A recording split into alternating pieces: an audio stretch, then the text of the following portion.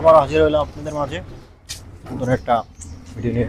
যাচ্ছি driver licence পরীক্ষা দিতে, ওখানে যেয়ে দেখা হবে। বাসে উঠে বসলাম। কুড়িল চৌরাস্তার ট্রেন যাওয়ার একটা সুন্দর মুহূর্ত ভিডিও করে রাখলাম, তাই আপনাদের দেখালাম। আপনাদের দেখাবো বাস স্টপ যাওয়ার, বাসে যাওয়ার পদ্ধতি, বাসে কীরকম যাবেন, এখানে যে টিকিট কাটবেন। বিআরটিসি বাস স্টপ বাসের ভিতরে, তারপর আপনাদের দেখাবো যে কীরকমের আপনারা যাবেন। এটা হলো কুড়িল চৌরাস্তা, কারণ বিএসটি যে ডাবল কার বাস স্টপ যে লেখাটা, ওখান থেকে যে টিকিট কাটবেন, ওখান থেকে টিকিট কাটে এবং কি বাস কীরকম যায় এবং কি সাইডে ছবি দেখা যাচ্ছে তার জন্য বোঝার জন্য। এটা হলো কুড়িল চৌরাস্তা বিশ্ব রোড,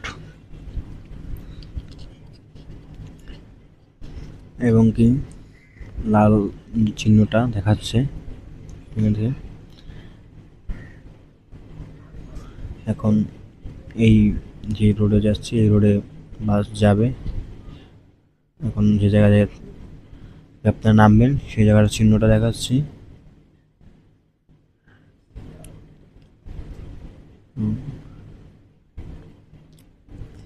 এখন যে আপনি পূর্বাচল নিউটাউন নীলা এই জায়গাটায় এই স্টপে নামবেন। পূর্বাচল নিউটাউন নীলা এই স্ট্যান্ডে নামলেই আপনি এখান থেকে যে অটোগুলো দেখাচ্ছে, এইরকম অটো দিনে পাওয়া যায়। 20 টাকা চায়, 10 টাকা সর্বোচ্চ ভাড়া বিআরটিসি পর্যন্ত যাইতে। বিআরটিসি ওখান থেকে 10 টাকা বললেই 10-15 টাকা আপনার নিয়ে যাবে, এখান থেকে নিয়ে যাবে। তো ওরা চায় 20 টাকা করে ভাড়া, 20 টাকা না, ভাড়া হলো সর্বোচ্চ হলে 10 টাকা হইতে পারে, কিন্তু ওরা 20 টাকা চায়। আমি 20 টাকা দিয়ে গেছি, তার জন্য ফার্স্ট টাইম জানতাম না। এখন দেখবেন বিআরটিসি কোন জায়গায়, বিআরটিসি হলো এই রোডের মাথায়, Dhaka metro 4, BRTC Dhaka metro 4 এই জায়গাটা যাবেন। এলে বিআরটিসি ভবন,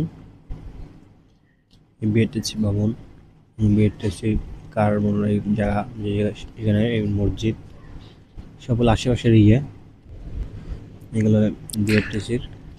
এটা হলো ঢাকা মেট্রো 4 আশেপাশের এরিয়া।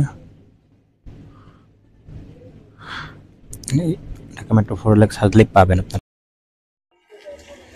আধার কার্ড সিগনেচার করবেন এবং এটা হলো ভাইভা এবং ফিঙ্গারের লাইন।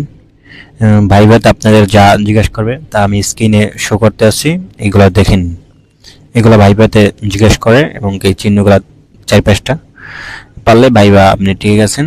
তারপরে এই যে চেয়ারগুলো দেখতে পাচ্ছেন, এখানে বসে আমাদের পরীক্ষা দিতে হবে, লিখিত পরীক্ষা আপনার 20-এর মধ্যে 12 পাইতে হবে, না পাইলে আপনি ফেল। 20-এর মধ্যে 12 পাইলে আমি পাস, আমি যোগ্য। আচ্ছা, আপনি তো বিএটি অফিসে বাইরে এলাম, বিএটি অফিস পিছিয়ে। এখন অনেক কাজকাম বাকি আছে, আবার আসতে হবে।